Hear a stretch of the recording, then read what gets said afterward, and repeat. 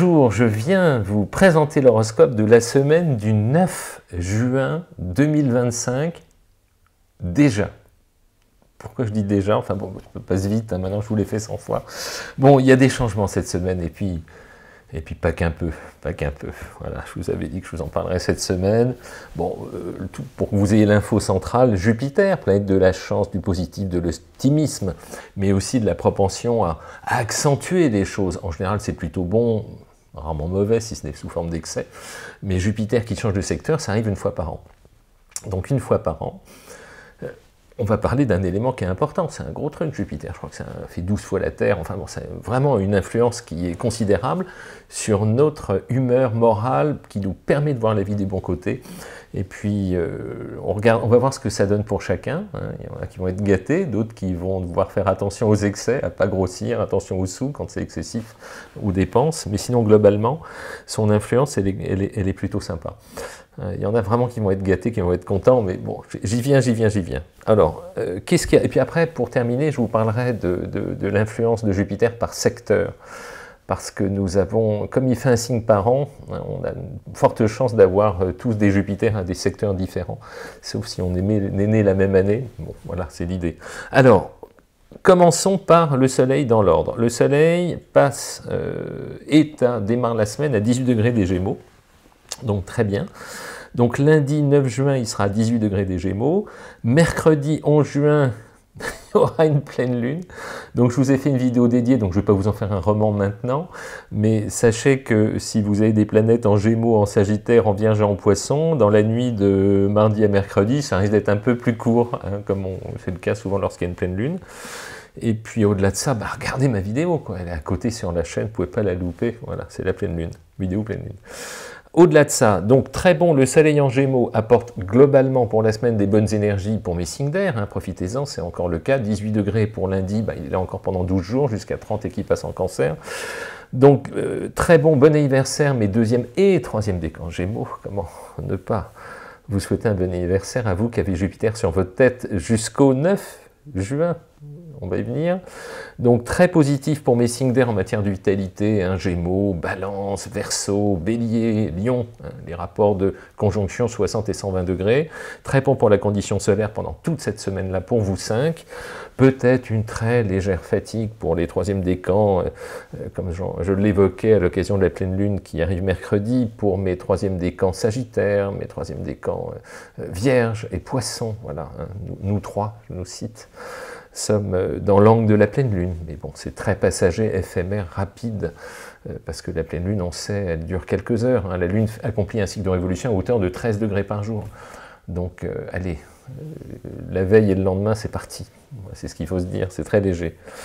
Au-delà de ça, qu'est-ce que j'ai? J'ai Mercure, la communication, très important Mercure. Je vous en avais parlé il y a une quinzaine, il faisait un passage éclair en Gémeaux, qui est paradoxalement le secteur du ciel avec lequel il a le plus d'affinité. Bon, si on oublie la Vierge pour la circonstance, pour l'occasion, qui est l'autre endroit où Mercure est plutôt à son aise. Mercure Gémeaux, il est d'une rapidité exceptionnelle pour analyser, comprendre, piger, s'adapter. C'est la quintessence du truc. Et du coup, il passe très vite dans ce secteur. Il y a peut-être un lien finalement entre la rapidité de son passage. Non, je plaisante. Et enfin bref, il quitte les Gémeaux où il était si heureux pour entrer en Cancer. Et en Cancer, Mercure prend une couleur complètement différente, moins analytique rapide, il va avoir une influence collective, ensuite ça se dispatche selon chacun, mais il va prendre une couleur en entrant en Cancer qui lui est spécifique. Qui avait Mercure en Cancer? Il y avait Antoine de Saint-Exupéry, le Petit Prince, il y avait surtout Marcel Proust. Marcel Proust avait Mercure en Cancer, ce qui en partie explique cette exceptionnelle mémoire affective qu'il caractérise. Et fréquemment, ceux qui naissent avec Mercure en Cancer ont structurellement plutôt une mémoire plus fine, plus profonde que les autres. Ce sont des profils, vous leur dites, tu te souviens une soirée il y a 10 ans, 15 ans, ah oui, d'ailleurs, tu avais dit ci, et puis il s'était passé ça, et parfois même, tu avais une chemise de telle couleur, ou une robe machin, où ça sentait bon, c'était accéléré. Enfin, parfois, ils sont impressionnants, hallucinants, leur mémoire, je les appelle les mémoires d'éléphants, mais il n'y a pas que moi qui le dis. Enfin bon, bref, c'est une excellente mémoire, Mercure en Cancer, en général, mais c'est une mémoire affective. Hein. Les informations de la vie courante, ça rentre, ça sort, on les gère. Dès qu'il y a une coloration émotionnelle dans l'information, Mercure en Cancer a réputation, encore une fois, pas gravé dans le marbre, mais c'est une tendance marquée, à mémoriser tout ce qui touche à l'interaction affective, tout simplement. Voilà, je voulais vous le raconter. Donc, Mercure entrant en Cancer, très bon pour mes signes d'eau, hein, ça arrive, ça vient. Je lui ai des remarques, mes signes d'eau, il n'y a rien pour nous. Ben non, ça, voilà, ça évolue. Donc, vous allez mieux communiquer mes signes d'eau, mais pas que. Donc, très bon pour aborder une phase de communication à partir de lundi à 1h du matin, voilà, une fois que c'est rectifié, lundi 1h du matin, en pleine nuit. Donc très positif en matière de com et d'ajustement et d'adaptation pour mes cancers, mes scorpions, mes poissons, mes taureaux et mes vierges. Voilà, pour nous 5, encore une fois, cette fois-ci je me recase dans le lot parce que je suis de la vierge. Donc très bon pour nous 5, on va communiquer mieux avec moins de dispersion. Voilà, on va moins partir dans tous les sens, ceux qui y sont sensibles. C'est peut-être pas plus mal, me direz-vous. Voilà, Mercure très bon pour la com. Et puis on en arrive au gros morceau dans la même veine, à peu près au même moment. C'est lundi 9 donc juin à 21h03 en temps sidéral, donc ça veut dire rajoute l'heure de Greenwich plus l'heure d'été, ça veut dire 23h03 précisément lundi soir, 23h03. L'événement que nous attendons. Jupiter quitte les Gémeaux pour entrer en Cancer. Il va y rester un an et une dizaine de jours. C'est un peu plus d'1 an en fait, on dit 1 an, mais c'est 1 an plus quelques jours. Donc du 9 juin, 23h 2025, là, à, en gros, du 20 jusqu'au 20 juin, à peu près de mémoire, je regarde les éphémérides plus en détail, mais je vous en reparlerai, la bonne blague, 2026, Jupiter, planète de l'optimisme, du positif et de la chance, va arriver en Cancer. Cancer qui est un endroit où l'astre a des affinités avec ce secteur du ciel. Je vous parlerai de ça à la fin. Donc très positif cette influence de Jupiter en Cancer, de la même façon que de Mercure dont je parlais juste avant, va apporter globalement plus de fluidité, plus de facilité, davantage d'aptitude à voir le bon côté des choses. Parce que plus vous êtes optimiste, positif, chaleureux, arrangeant, bienveillant, généreux, c'est ça les qualités de Jupiter, c'est pour ça que je l'aime tant en fait, et bien plus vous allez avoir de chance, de vous faire boulotter, abuser par ceux dont la nature consiste à vous prendre des trucs, mais à l'inverse, paradoxalement, va vous ouvrir des perspectives vis-à-vis de ceux qui ont des bonnes dispositions en retour. Et moi j'ai l'absolue conviction que c'est un pari pascalien, envoyez des bonnes énergies, vous avez tout à gagner à envoyer des bonnes énergies, parce que vous aurez au moins le retour de ceux qui font écho à ça. Voilà, c'est tout bête, hein. Si ceux qui font la tronche, en général, s'ils font la tronche avec tout le monde, ben, il y aura peu de retours positifs. En revanche, si vous tentez le truc en étant positif, optimiste, bienveillant, etc., généreux, etc., vous allez naturellement créer de l'interaction avec ceux qui fonctionnent sur cette même dynamique, et c'est à ça qu'on se reconnaît, c'est à ça qu'on essaie de se connecter, parce que c'est ce qui marche le mieux, globalement, pour avancer dans la vie, et pour essentiellement avoir des mécanismes sociaux, humains et évolutifs les plus propices à ce que ça fonctionne, tout simplement. Donc très bon, encore une fois, j'y viens, avec ce beau Jupiter qui arrive pendant 1 an en Cancer, très bon pour mes cancers, pour mes scorpions. Scorpion, il va vous soulager le Jupiter normalement, hein, grâce à votre capacité à vous forcer à voir le côté positif de tout ce à quoi vous êtes confronté. Il vous apporte un souffle, une énergie nouvelle qui est bon, qui est vraiment bon, hein. Donc très bon pour mes signes d'eau là, pendant 1 an. Jupiter Cancer, très bon pour mes cancers, je reprends le fil, pour mes scorpions, pour mes poissons, et puis quand il est en Cancer, 60 degrés, bon pour mes taureaux et bon pour mes vierges. En revanche, Jupiter, lorsqu'il sera dans ce secteur du Cancer, va former des aspects un tout petit peu plus compliqués avec mes capricornes, avec mes balances et avec mes béliers. Mais on ne peut pas tout avoir. Il y a ce qu'on appelle du multifactoriel. Multifactoriel, c'est qu'il y a parfois des planètes qui nous protègent et d'autres qui nous agacent. Le but, c'est de bien les identifier pour faire une cote mal taillée de ce qui fonctionne, et on s'appuie sur ce qui fonctionne, et on limite la casse sur ce qui ne fonctionne pas. L'approche la plus fine, la plus pragmatique, optimisante possible, consiste à raisonner de cette manière-là. Donc, quand Jupiter est en Cancer, il forme une tension avec mes premiers décans pour l'instant, Bélier, premier décan, Balance, premier décan, Capricorne, vous trois, serrez les rênes du porte-monnaie, évitez les excès, évitez de prendre trop les choses à cœur, mes Balances, évitez les tensions avec l'autorité, mes Béliers, et évitez de signer quoi que ce soit de façon imprudente, mes Capricornes. Voilà, je vous le fais court. Enfin, un éventail extrêmement réduit de la probabilité que Jupiter vous pousse à être excessif ou impatient. Pour vous trois, voilà, point. Il n'y a pas non plus le feu au lac, c'est pas une catastrophe. On dit Jupiter rend fou ce qu'il veut perdre, c'est imagé, on est dans l'excès, l'imprudence, voilà, tout simplement. Pour vous trois, sinon c'est pas mal. Bon, les autres, vous n'êtes pas concernés par Jupiter pour le moment. Voilà ce qu'il faut en garder. En revanche, petite subtilité dans le ciel. Pourquoi je me suis permis d'appuyer là pendant quelques jours sur le premier décan Bélier, Capricorne et Balance. Pourquoi vous trois?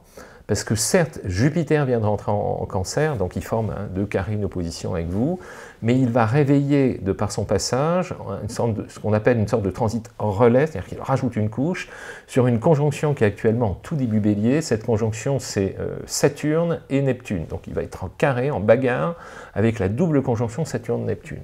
Et la conjonction Saturne-Neptune, c'est une sorte d'alternance entre l'idéalisation neptunienne qui ouvre des perspectives et la rigueur saturnienne qui vous ramène au ras du sol et qui ralentit les mécanismes. Donc un petit peu de tension pendant quelques jours pour vous trois. Voilà, c'est pas non plus une catastrophe, mais ne faites pas de choses imprudentes en ce moment. Encore une fois, si vous avez des planètes, premier décan Bélier, premier décan Cancer, moins parce que Jupiter vous protège, premier décan Balance, premier décan Capricorne. Voilà, c'est le seul warning, le seul tout petit bémol que je me permettrai dans le cadre de cet horoscope, de vous indiquer qu'il y a un léger élément de tension, mais si humble. Si passager, si éphémère encore une fois. Sinon, qu'est-ce qu'il y a d'autre? Il y a dans le ciel Vénus qui est à 3 degrés Taureau. Ça aussi, c'est une belle position. Vénus a des endroits où il y a des affinités avec les secteurs. Voilà, c'est comme ça. Il y a des natures qui ont naturellement plus de besoin d'être aimées que d'autres. Là où Vénus est très belle, on le connaît, c'est en Taureau, en Balance, en Poisson.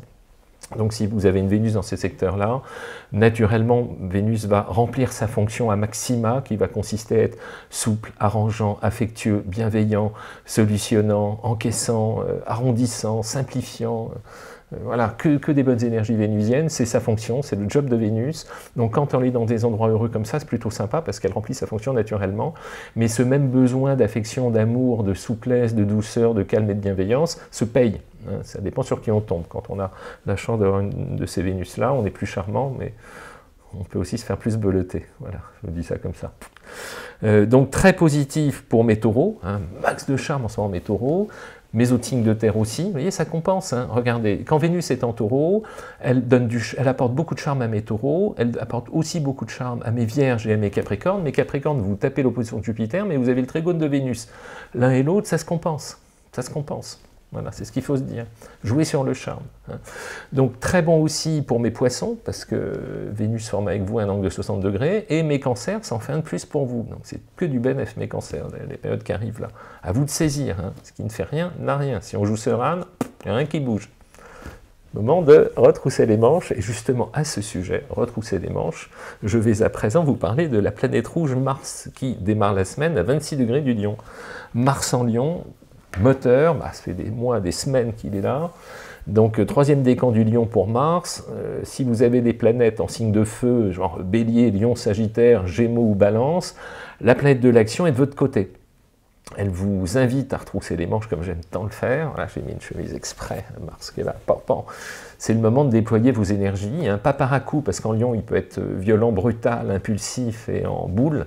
Mais dans tous les cas, c'est particulièrement fécond pour vous prendre en main, parfois au dernier moment, mais il a une obligation de résultat, Mars en Lion. C'est son talent, sa qualité. Il se réveille au dernier moment, mais quand il fournit l'effort, c'est dense, puissant, et j'aime beaucoup, beaucoup Mars en Lion, parce que parfois il nous exaspère en disant « mais tu vas t'y mettre, là il reste 10 minutes », et l'autre c'est le lièvre et la tortue. Voilà, bon, il faut qu'il arrive à l'heure, le lièvre. C'est toute l'histoire de Mars en Lion, mais très beau. Très bon pour vous 5 au niveau énergie, disais-je. Qu'est-ce que j'ai d'autre? Saturne et Neptune, je vous en ai parlé, ils sont en Bélier. Uranus, 29 degrés du Taureau, donc c'est toujours bon pour mes signes de terre. Profitez-en parce qu'au 1er juillet, je l'ai lâché. 1er juillet, il change de secteur, je vous en reparlerai, vous vous doutez bien. Gros morceau celui-là aussi. Très bon dans tous les cas au niveau créativité, sortir des sentiers battus, trouver des angles différents pour mes taureaux, mes vierges, mes capricornes, mes poissons et mes cancers. Voilà, si vous avez des planètes, 3e décan Scorpion, 3e décan Verseau, 3e décan Lion, ne me prenez pas de décision dernière minute hâtive parce que vous vous sentez coincé comme le chat contre le mur. Faites gaffe là, Uranus s'en va très très bientôt. Encore un tout petit mois, même pas. Donc ce qui vous pousse à bouleverser comme ça de façon un peu soudaine, allez, levez le pied. Voilà, attendez que ça soit mieux synchronisé dans le collimateur, que ça soit mieux maîtrisé, ou plus précisément, que l'impact de ce qu'on aurait envie de changer précipitamment soit, on ait une meilleure visibilité avant de chambouler, voilà, Uranus. Hein. Sinon, très positif encore une fois, au niveau créativité, je vous le refais, Taureau, Vierge, Capricorne, Poisson et Cancer. Tout va bien, Cancer. Vous remarquerez qu'il y a quand même beaucoup de planètes qui vous veulent du bien. Je ne vais pas vous dire beaucoup de choses négatives vous concernant, profitez-en. Et enfin, Pluton. Toujours le même, toujours 4 degrés ou 3 degrés et quelques rétrogrades en Verseau. Donc lui, il est en stand-by, hein, je vous avais dit jusqu'en octobre, je crois, profitons-en pour régler de façon latente, douce, tout ce qui est susceptible d'être transformé dans nos vies, de façon complètement positive, pour le coup, pour les premiers décans Balance, premiers décans Gémeaux, premiers décans Verseau, premiers décans Sagittaire, dont j'ai pas beaucoup parlé, mais très bon. Hein. Mars et Pluton veulent du bien, mais Sagittaire, dans tous les cas. Saturne et Neptune aussi. 4 qui veulent du bien, profitez-en. Puis l'opposition de Jupiter qui s'en va des Gémeaux, mais Sagittaire, vous allez souffler, là. Oh, là, beaucoup mieux. Le moral va remonter, rassurez-vous. Voilà ce que je voulais vous dire pour l'horoscope de cette semaine. Voilà. Alors Jupiter, je vous disais, élément de maîtrise. Alors, je suis ouvert à vos hypothèses, parce que je ne maîtrise pas tout. Moi, j'ai beaucoup comment dire, de terrain pratique. Comme j'ai beaucoup pratiqué, mais je suis dans l'efficace. J'essaye d'être pragmatique. Hein. Mais il y a des mécaniques astrologiques sur lesquelles j'ai pas creuser plus que ça. J'ai des limites hein, dans mon truc, même si j'ai 35 ans de pratique. Et je serais infichu de vous expliquer pourquoi Jupiter est puissant en Sagittaire. Si, ça se fait facilement, parce que Jupiter positif, le feu de l'hiver, l'élan de la vie, voilà, ça peut s'écorder. C'est bien, mais en Poisson et en Cancer, il a une atmosphère, une dynamique plus passive. Or, on pourrait avoir le réflexe de se dire, une planète comme Jupiter, qui est une planète de chance, sera plus heureux en signe de feu. À l'instinct, on pourrait se dire ça. On pourrait se dire, Jupiter, le positif, ça va avec l'élan, ça va avec l'énergie, c'est une planète de prise à la réalité, donc certes il est beau en Sagittaire, mais il va être aussi beau en Bélier, en Lion. Bah, il n'est pas en maîtrise en Bélier, en Lion. En maîtrise en Sagittaire, oui, l'optimisme et les protections, oui. Mais en Bélier, moi je suis né avec Jupiter en Bélier, je sais que pour que ça marche, je suis carrément obligé de retrousser les manches. J'adore cette expression. Donc il faut se prendre en main hein, pour que l'argent rentre, les projets, il faut être très moteur et dynamique, ça en Bélier.